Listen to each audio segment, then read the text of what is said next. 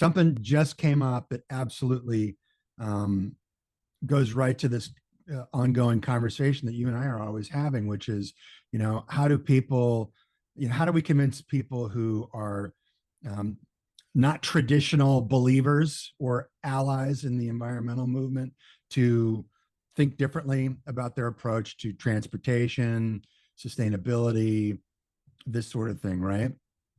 Um, and you and I have included a lot of this stuff on the show, but one of the fun things for me is the disconnect. Like there's a lot of times where you don't understand what I'm trying to lay down about, the stuff that I see every day. Do you know what I mean?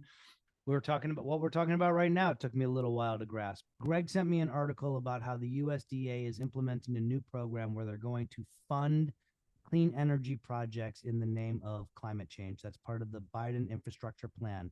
And that's going to go out to farms and agricultural communities across the land. But as Greg just mentioned, those are typically non believing climate changers. Right. So here they are now wanting money for clean energy projects. They've got their hands out. They're coming to the government for those checks. And yet, if they had a vote for that government again today, would they? That's where you're going with all this. Yeah, more or less. And it's actually the semantics of the program. So let's be clear. The USDA announced that they're hiring, they need assistance, and they're hiring what they're referring to as climate change fellows to help administer the record number of applications for USDA's climate change, climate focused, rural energy focused program. It's a program called REAP, Rural Energy for America program, and it's part of the Biden administration's Inflation Reduction Act. Did you remember the conversation we had about the battery factory in Eastern Washington? Where hey, that's all Biden dollars going into communities that probably did not vote for Biden, right? And the politics to me aren't what matter, but it's the cultural disconnect. Well, here comes USDA, and they're using the term climate change fellows. What's kind of weird to me and got my attention, Jeffrey, is the fact that USDA is not running away from the term climate change. And that has been one of the kind of the sticking points for us is the semantics of this conversation.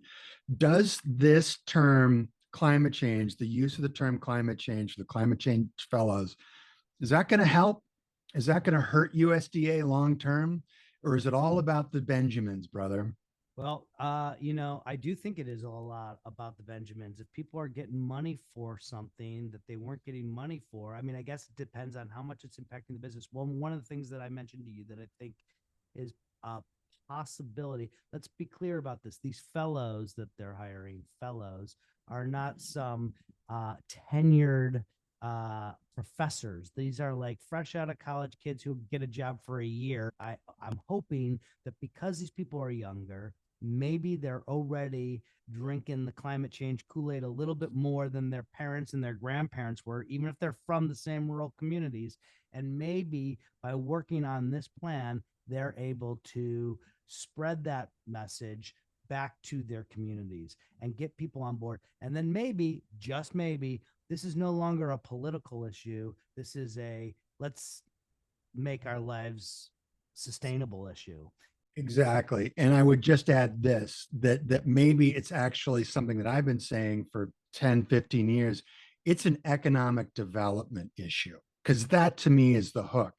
I'm excited. The program is called the Rural Energy for America program, REAP.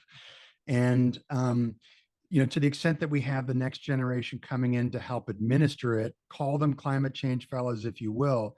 But to me, the hook here is that this is an economic development opportunity. And I think that let's say progressive farmers and ranchers, the people who recognize the opportunity, recognize that this is an opportunity for them to invest in their community. That to me is the essential message here.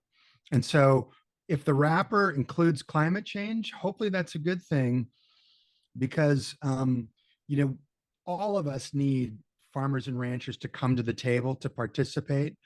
And for those who do show up, and I've been saying this for years, if they come to the table, my friends, you got to offer them a chair. And maybe our next order of business coming out of this is that we go to the USDA and suggest rebranding it as not as a climate change incentive, but rather as a reinvesting in rural America incentive.